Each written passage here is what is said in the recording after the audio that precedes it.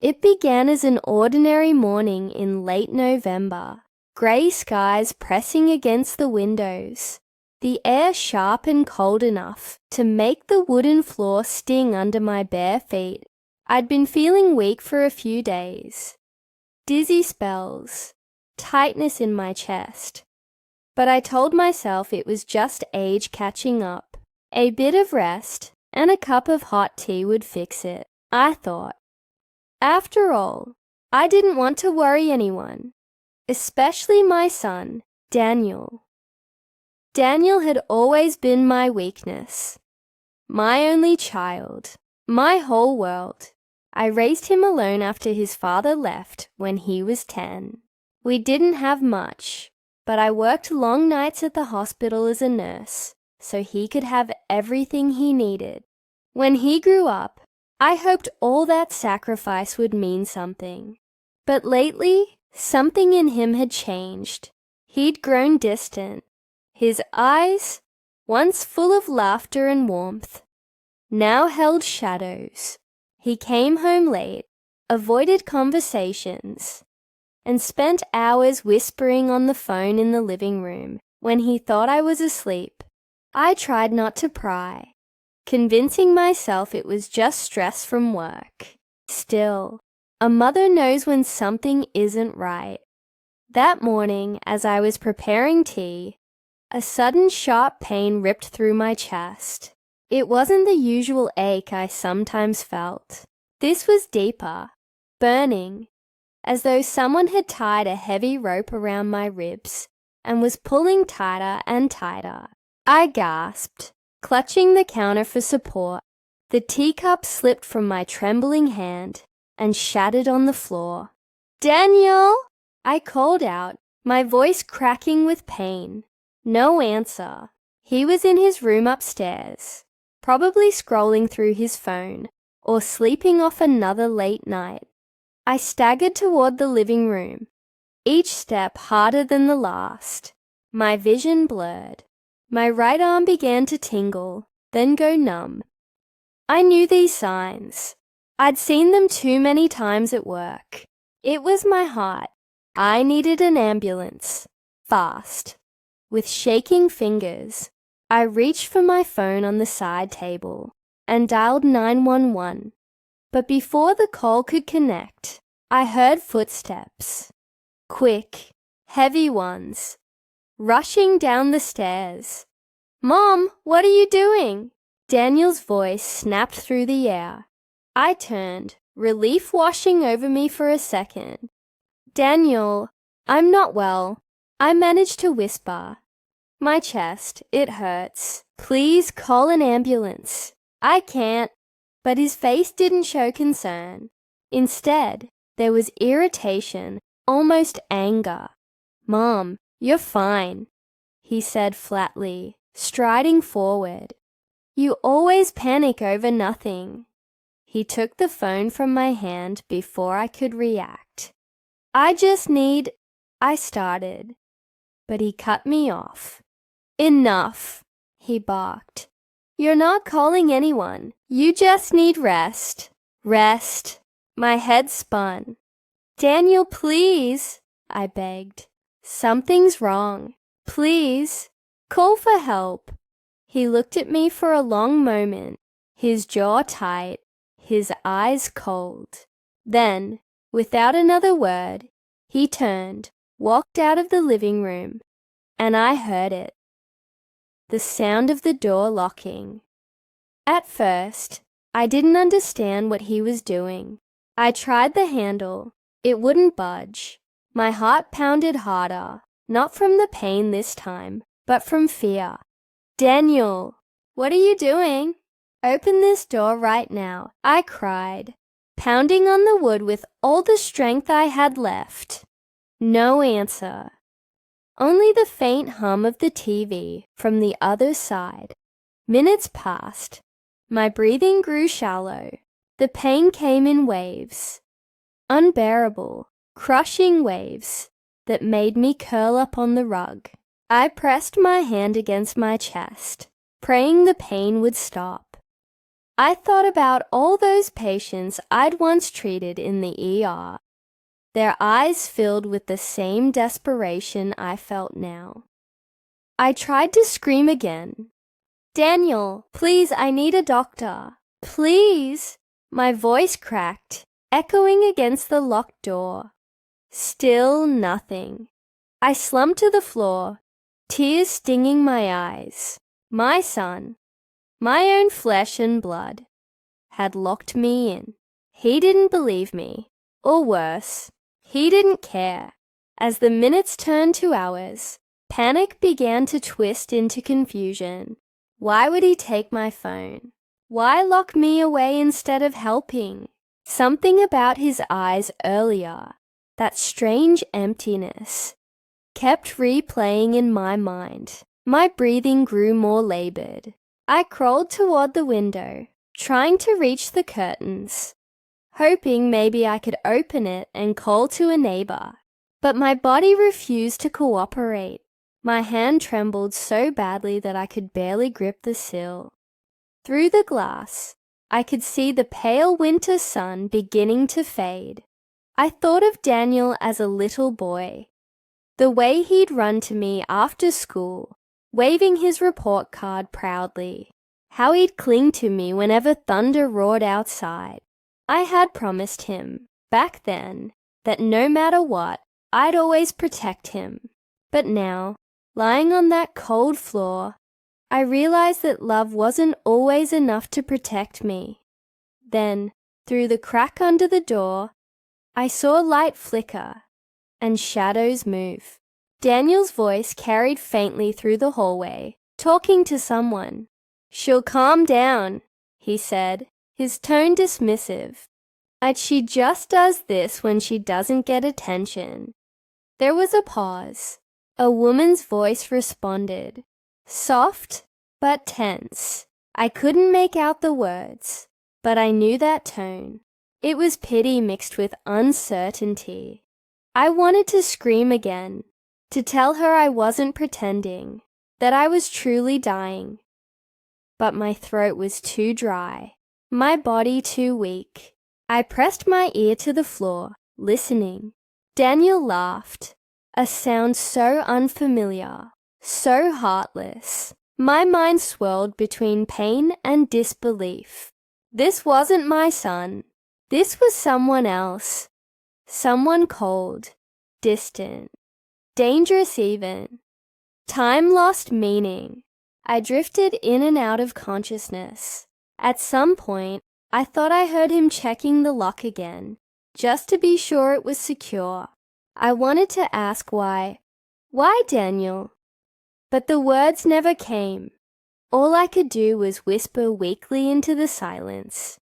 "Daniel, please don't do this to me." And in that quiet, locked room, with only the faint sound of the television and the ticking of the clock for company, I lay there, trapped between life and death, realizing the one person I trusted most in the world had become the reason I might not survive the night. When I opened my eyes again, everything was silent. My head throbbed, my lips were dry, and the dull ache in my chest pulsed with every shallow breath. For a moment, I didn't know where I was. Then I saw the faint line of light under the door and remembered. Daniel had locked me in. I tried to sit up, my body trembling, as if every bone inside me had turned to glass. The last thing I recalled was his voice, calm and cold, telling me to rest. I had screamed, begged, but eventually exhaustion had won. Now the room was dark, except for the pale silver glow from the moon slipping through the curtains. I didn't know how long I had been unconscious. Hours, maybe longer. My chest still hurt, but the sharpness had dulled into a heavy pressure. I needed water. I needed help. Most of all, I needed to understand why my own son would do this to me. Then, faintly, I heard voices. At first, I thought I was imagining things. But as I strained my ears, I realized Daniel wasn't alone. A woman's voice filtered through the walls, soft and anxious. "Daniel, you can't just leave her in there," she said. My heart skipped. It was that same voice I'd heard before I passed out. The woman he'd been seeing lately. I didn't know her name, only that she'd been around often these past few months. Her perfume lingering in the hallway, long after she left. "She's fine," Daniel replied, his tone clipped. "You don't understand. She does this for attention. She's always dramatic when she doesn't get her way." "Daniel," the woman whispered, "she's your mother. What if something's really wrong?" A pause. Then his voice, colder this time. "She's faking it. She's trying to guilt me again, just like she did when Dad left. Always the victim." Those words hit me like a knife. My breath caught. All those years of sacrifice, of staying up at night to feed him, comfort him, protect him, reduced to, "She's faking it." I pressed my hand to my chest, not because of the pain this time, but the heartbreak. Then she spoke again, quieter, almost pleading. "You said you just needed her to sign the papers, Daniel, but this isn't right. She's sick." Papers. That single word lit up something inside me. Fear and realization, mingling into one sharp spark. I remembered the envelope he had shown me last week, the one he brushed off when I asked about it. "Just some insurance stuff," he'd said. I hadn't questioned him further. Now I understood. He wasn't just being careless. He was being calculated. I leaned closer to the door, listening harder. "I told you, once she signs, everything will be fine," Daniel said impatiently. "I can sell the house, clear the debts, and we'll be free to start fresh." "Sell the house," the woman repeated, disbelief in her tone. "But it's in her name." There was silence. Then Daniel's voice dropped lower. "Exactly." My stomach turned. My heart began to pound again. Harder this time. Not from illness but rage. The pieces fell together too neatly. The sudden attitude change. The late night calls. The secrecy. He wasn't ignoring me because he was busy. He was planning this. He wanted me to sign over my home, the one thing I had left after a lifetime of work. He wanted it badly enough to trap me here, to let me suffer, maybe even die. I pressed my hand against the wall to steady myself. "Daniel," I whispered through the door, my voice hoarse. "I heard you. You're doing this for money, for the house." There was a pause.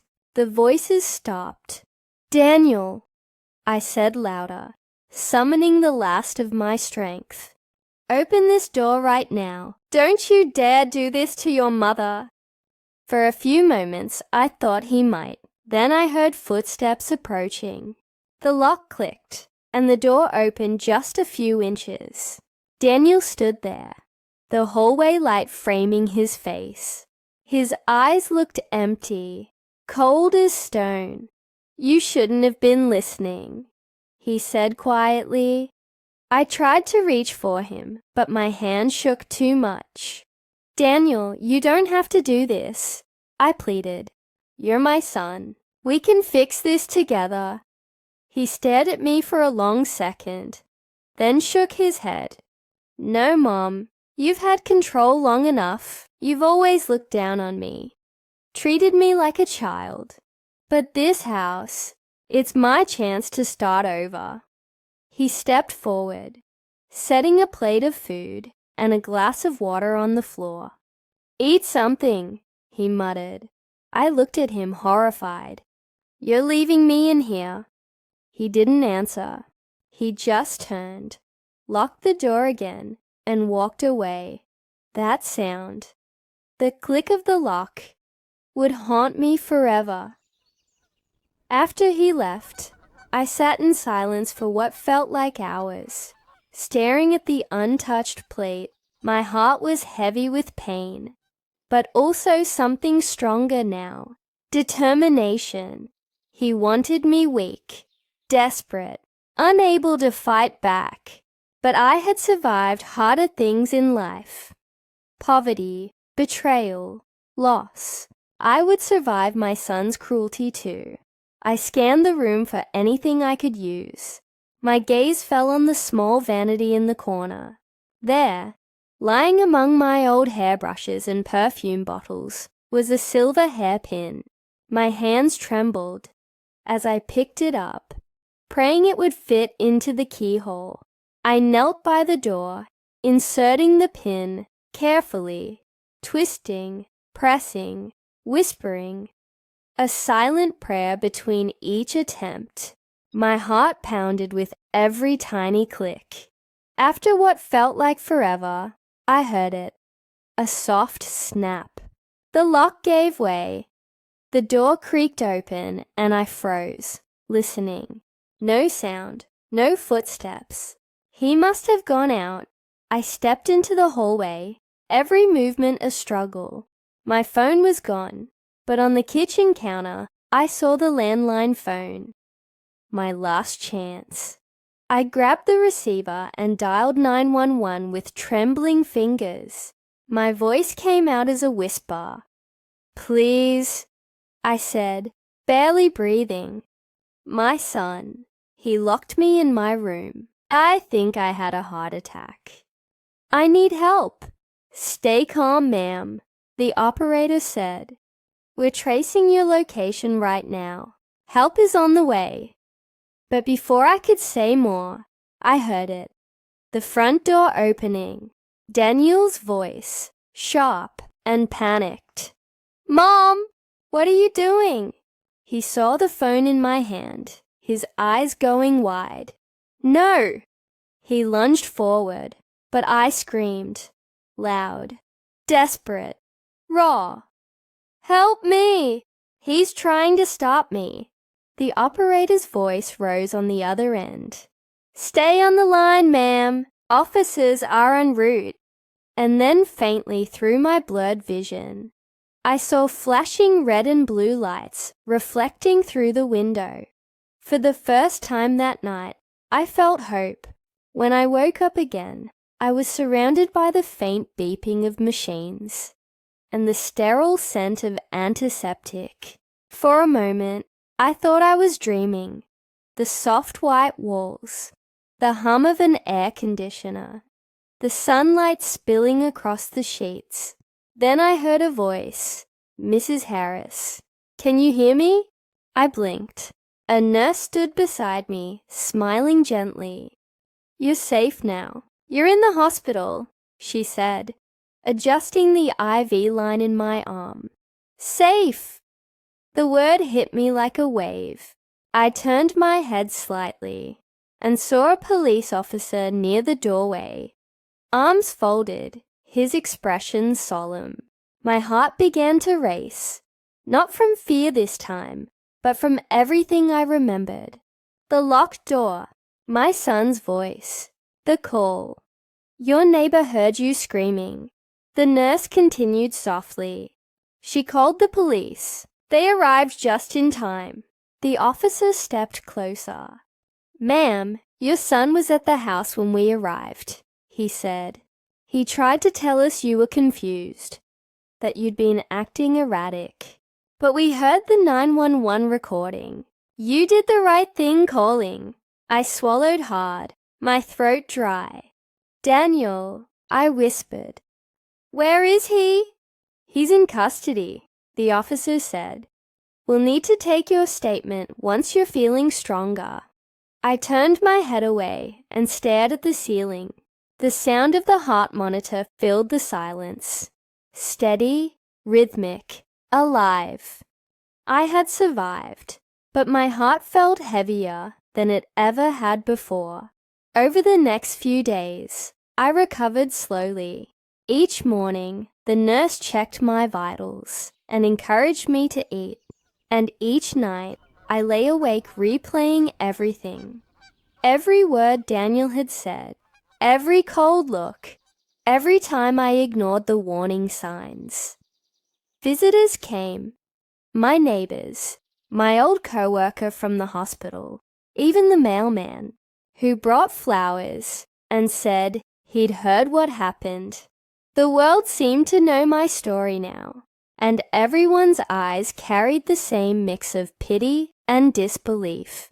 But through it all, one question haunted me. Why had my son done this? A few days later, the detective handling my case came to see me. He was a kind-looking man with graying hair and a folder tucked under his arm. "Mrs. Harris," he began gently, "I think it's time you knew the full picture." He laid out the documents on the tray beside my bed. Bank statements, property transfer forms, and a loan agreement. My name was scrawled on the last page of the transfer form, but the signature was shaky, not mine. "He forged your signature," the detective explained. "He and his girlfriend were planning to sell your house and flee the state. Your son has significant debts. Gambling, mostly." I pressed a hand to my mouth, the air rushing out of my lungs. I had suspected money trouble, but I never imagined this. He told the girlfriend it was just temporary. The detective added that once he sold the house, he'd buy you a small apartment somewhere cheaper. But when she realized what he'd done to you, she came forward and testified. I nodded slowly, tears welling in my eyes. Part of me wanted to be furious. Another part just felt numb. When I was finally discharged 2 weeks later, I returned to a house that felt foreign, cold, quiet, stripped of its warmth. The police had gone through everything, and the silence seemed heavier than before. I sat on the couch, staring at the framed pictures on the mantel. Daniel as a baby, smiling in his school uniform, holding a trophy from his first soccer game. I touched the frame, my fingers trembling. "Where did you go wrong, my boy?" I whispered. A month later came the trial. The courtroom was small, the air thick with whispers. I sat in the front row, my hands clasped tightly together. When they brought Daniel in, my breath caught. He looked older, his hair disheveled, his face pale, his once confident eyes now sunken and lost. He didn't look at me at first. He just stared straight ahead as the charges were read. Unlawful confinement, elder abuse, forgery, fraud. Each word felt like another crack in my heart. When the judge finally asked if he had anything to say, Daniel turned toward me. For the first time in months, our eyes met. "Mom," he began, his voice shaking. "I'm sorry. I didn't mean for it to go that far. I was desperate. I didn't know what else to do." Tears filled my eyes. Desperate. The word echoed in my mind. Desperation had driven him. But it didn't excuse the cruelty. The judge sentenced him to prison time, along with mandatory counseling. As they led him away, Daniel looked at me one last time. "Please," he whispered, "forgive me." I didn't answer. I couldn't. The wound was too fresh, the betrayal too deep. Months passed. Life slowly found rhythm again. The neighborhood rallied around me, bringing meals, checking in, helping with repairs. I sold the house eventually, not because I had to, but because every room carried echoes I couldn't bear to face. I moved to a quiet seaside town 2 hours away, into a small cottage with a view of the water. The first night I sat on the porch, the sea breeze on my face, I felt something I hadn't felt in a long time. Peace.